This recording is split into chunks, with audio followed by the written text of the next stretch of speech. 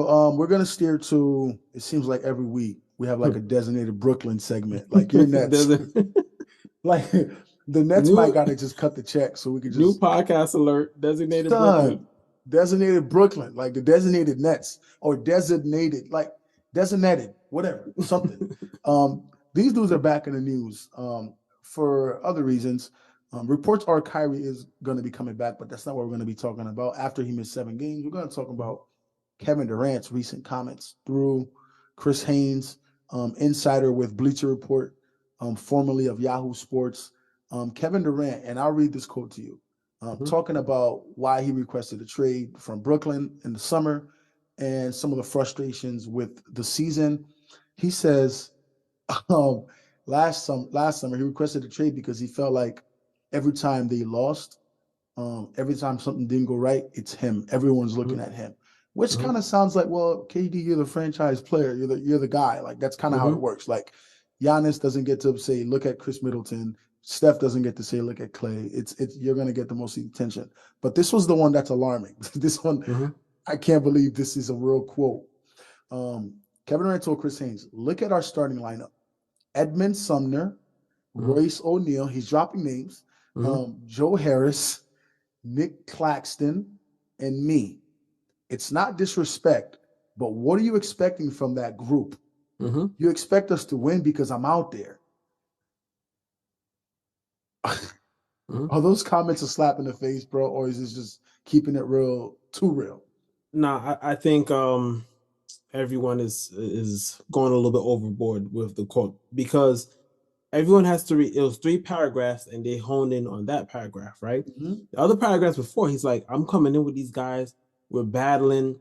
We're going over things." He's like, "That's one thing I appreciate about Jack Vaughn is his attention to detail that I was stressing with Steve Nash, but we never did that." He also mentioned how he wanted longer practices. He wanted certain guys to go over specific drills. I think what KD meant to say was that starting five coming into the season is not the starting five that Brooklyn had envisioned, right? That starting Mm-hmm. five should be Kyrie, Joe Harris, Ben Simmons, Kevin Durant, and Claxton. So he's saying we have a starting five that three of the guys are just our, role players, but we're thrusting them into big minutes. And these are the results that we're going to get. But a lot of people, a lot of critics, instead of looking at that specific context, they're thinking because I'm Kevin Durant and I'm out there, we should be performing better than what we are right now. That's what I got out of it. Because when you read the whole actual paragraph, and that was first of all, tip the cap off to your boy Chris Haynes because that was a great interview. It was real in depth. He spoke about some things that I didn't even know, like with the Steve Nash and stuff. So that was a great interview on his behalf. But that's what I think Kevin Durant meant by that. So I mean, his teammates, last week they went around, they asked a few, they said, "Hey, how come after they won what 3 or 4 games in a row, they were playing better defense?" All of them credited that to Kevin Durant because they said he comes into work every day ready to get better. They're saying that he could easily take the high road of yo bitching and complaining, but he's coming into work. So I just think it's like a misquote. And I think the guys on the team know what he actually meant by it based off his actions. I don't disagree. I know KD. I don't think KD is a venomous guy. I don't think he's a guy that would intentionally throw his team under the bus. Mm-hmm.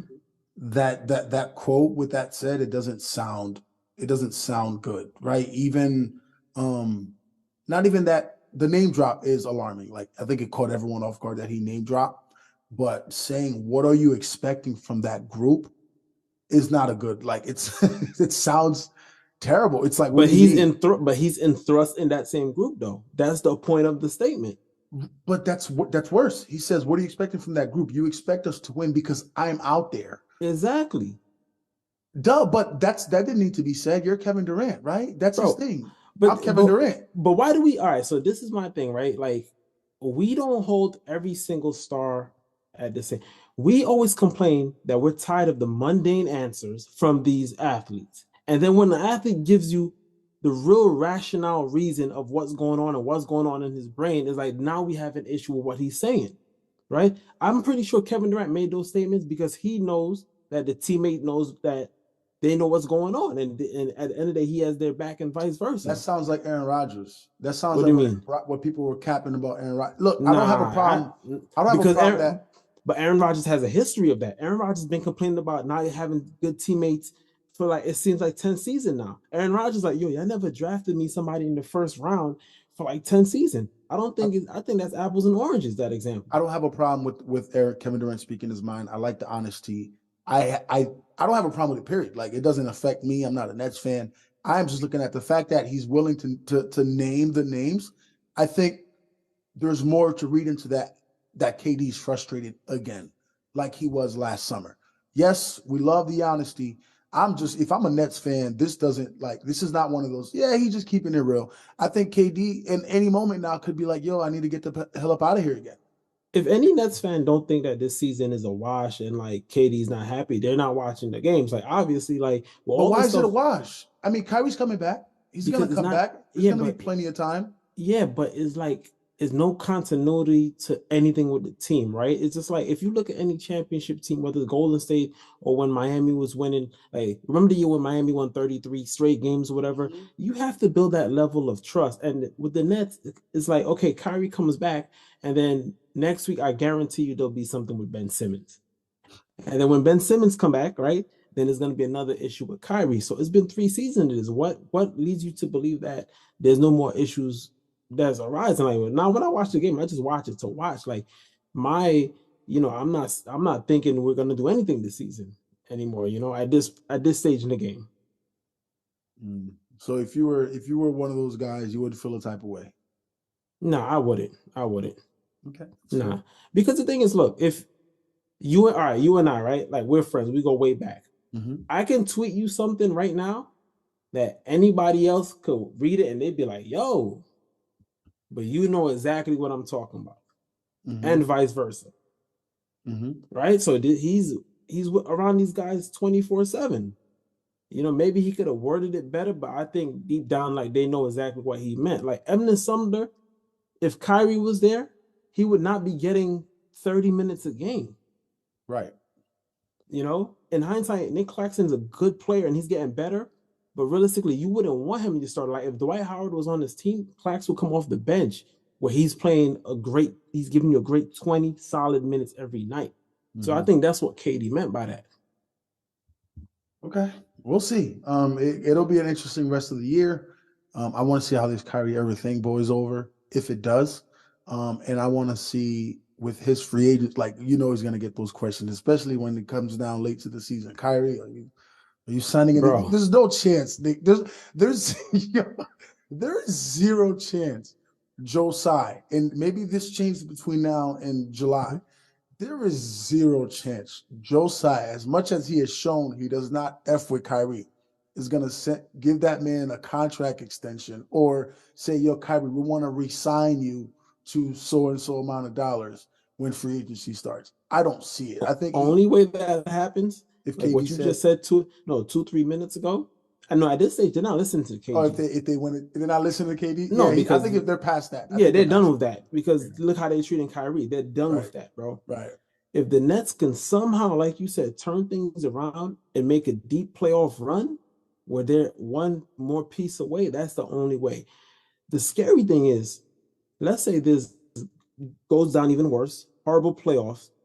Is any team even going to take the chance with Kyrie? That's what people ain't thinking As a about. free agent, Yes.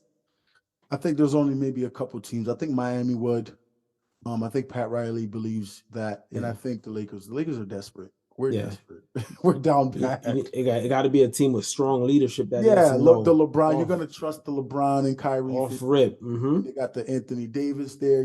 Those guys maybe feel like they could rejuvenate things, and I think Jimmy Butler might think him with Haslam at in the picture. But Pat Riley, I think maybe two teams. I don't see any other team being able, because the thing is, Kyrie could legit wake up tomorrow and be like, yeah, I don't want to do this no more. Yeah. And depending, especially if it's not going good, if you don't have strong leadership in house, it's not gonna be a very, very good season. So Would you do a Russell for Kyrie trade? right now, Yeah. yeah, You think absolutely. I And I think it. love Russ. I think Russ is going to win Sixth Man of the Year, but I would do it. I think both teams would do it too. You think Brooklyn would do it now after they I denied it all summer? I think just because of what transpired, and they're both Yeah. on their final deals, wouldn't that be something? Final year, yeah. That means That's what I'm they saying, show a long right? term commitment.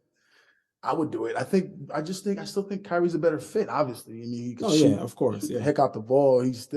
I think a motivated Kyrie is still one of the scariest players in the league. Like people forget all this, they let all this, anti-Semitism and all this vaccine stuff distract him from the fact that he is like that. That kid, there's a yeah, reason why he he's is. still on the Nets. If he sucked, they would have cut him. Yeah, Similar to of Miles course. Leonard, like Buddy brought up. If he was Miles Leonard, he'd be on the streets right now, freaking trying to find a regular job. Okay, Kyrie is him. This is why Yeah. this is why people are annoyed at Kyrie because he's so freaking good. All right, I feel like next week we'll be right back here talking about something Brooklyn, whether it is Ben Something. Simmons or Kyrie decides to say, Joe, you know what, I want out, or Kevin Durant is saying some other stuff. We'll be right back here. But make sure you guys are liking,